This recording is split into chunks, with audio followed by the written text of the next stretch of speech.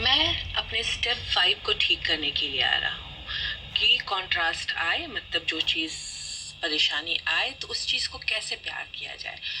Contrast Abraham बोलती है, जब आपकी लाइफ में ऐसी चीज़ें घटित होती है जो आपको पसंद नहीं आ रही है, तो लेकिन उसमें हमारी ही भलाई है, क्योंकि जब वो वैसी चीज़ें घटित होती है तो हमें पता होता है कि हमें क्या चाहिए, तो हमारी डिज़ायर स्ट्रांग हो जाती है और उसे कॉन्ट्रास्ट कहते हैं। तो ये पूछता है कि मैं स्टेप 5 में कैसे कंटिन्यू करूं, जब कॉन्ट्रास्ट कॉन्ट्रास्ट आए तो मैं उससे कैसे प्यार करूं। पैसों के लिए मुझे कोई फ़र्क नहीं पड़ता है, पैसे या मटेरियल चीज़ें आती है चली जाती है, कॉन्ट्रास्ट आता है और मैं इस चीज़ में ज़्यादा ध्यान नहीं देता हूँ तो वो वापस मेरे पास आ भी जाती है।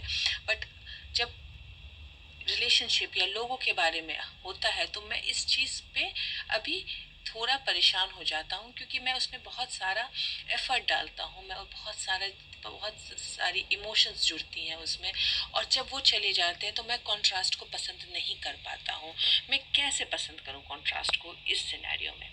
अब्राहम बोलती है, एक्चुअली लोगों के बारे में सबसे ज़्यादा ट्रिकी है, क्योंकि लोगों के पास अपनी खुद की ओपिनियन होती है।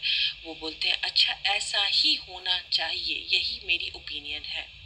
और ये बहुत अजीब लगता है आपको या बहुत गुस्सा आता है कि वो आपके हिसाब से नहीं चल रहे हैं और आपके मन मर्जी का काम नहीं कर रहे हैं जो आप चाहते हैं।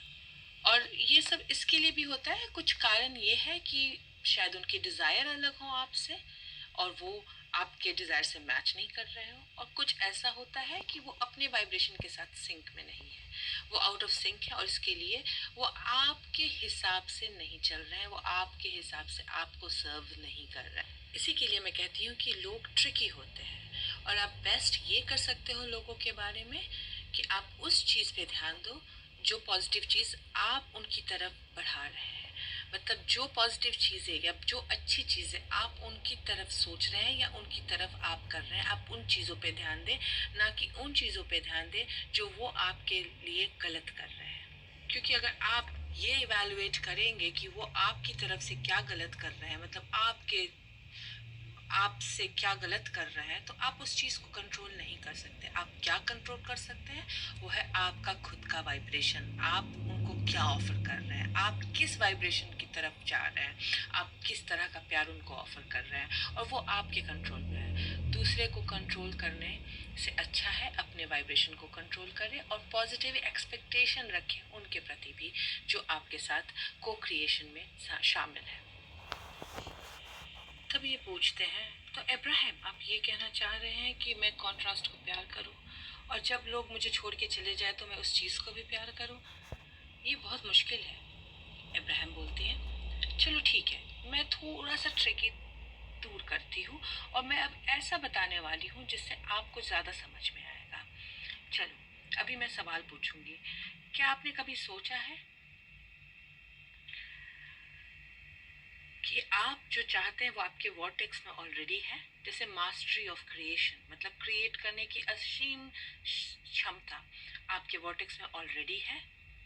और क्या ये भी हो सकता है कि आपके वॉर्टेक्स में आ, ऐसी चीजें हों जो आप ही कॉल कर रहे हो वैसे लोगों को जो आपकी लाइफ में आके आपके साथ मिसबिहेव करती हो? ये कितना अच्छा होता कि अगर लोग कंडीशन के ऊपर रिएक्ट नहीं करते और हमेशा ऐसा बिहेव करते जैसा तुम चाहते हो, तो कितना अच्छा होता। आप सिर्फ उनको ऑब्जर्व करते और हमेशा अपनी चीज़ों के हिसाब से उनको मोल्ड करते, बट ऐसा होता नहीं है।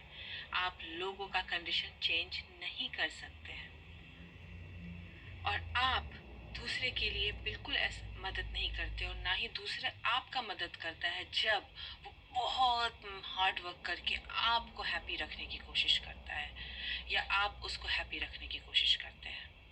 क्योंकि अगर वो हार्ड वर्क करके आपको खुश रखने की कोशिश कर रहे हैं या आप हार्ड वर्क करके उसको खुश रखने की कोशिश कर रहे हैं, तो इसका मतलब ये है कि आप कंडीशन को मैनिपुलेट कर रहे हैं, उसको बदलने की कोशिश कर रहे हैं, जो बहुत ज़्यादा दिन तक चलने वाला नहीं है।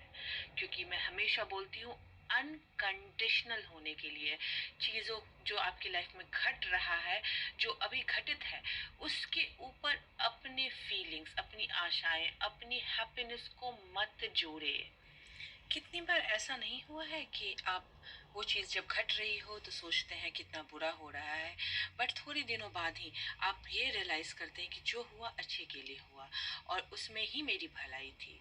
इसलिए हमेशा याद रखिए, जो घट रहा है उसको अगर आप एक्सेप्ट कीजिएगा, उसके साथ आप प्यार कीजिएगा, कॉन्ट्रास्ट को प्यार कीजिएगा, तो दो तीन ही चीज़ें होंगी। पहला, एक तो आपको क्लैरिटी मिलेगी कि क्या हो रहा है। दूसरा, आपके अंदर डिज़ायर होगी कि मुझे ये नहीं, इसके ऑपोजिट चाहिए, और जब डिज़ायर क्रिएट होगी तभी मैनिफेस्टेशन होएगा। और मैं ये हमेशा कहना चाहती हूँ कि आप लोग डिज़ायर के बढ़ने को बिल्कुल अहमियत नहीं देते, जबकि डिज़ायर का बढ़ना ही सबसे अहम चीज़ है, क्योंकि आपका डिज़ायर बढ़ता है तो ही चीज़ें मैनिफेस्ट होती हैं। बट आप अनकंफर्टेबल या आपको पसंद इसके लिए नहीं आता, क्योंकि जिस तरीके से आपके डिज़ायर बढ़ रहे हैं, आप नहीं बढ़ रहे हैं वाइब्रेशनली। जब आपका डिज़ायर बढ़ता है और आप नहीं बढ़ते हैं तो आप अनकंफर्टेबल होते हैं, और तभी आपको लगता है कॉन्ट्रास्ट आया है। बट अगर आप अपने डिज़ायर के साथ साथ बढ़ने की कोशिश कीजिएगा और मैनिफेस्टेशन देखिएगा, तो आपकी लाइफ बहुत ही आनंदित हो जाएगी।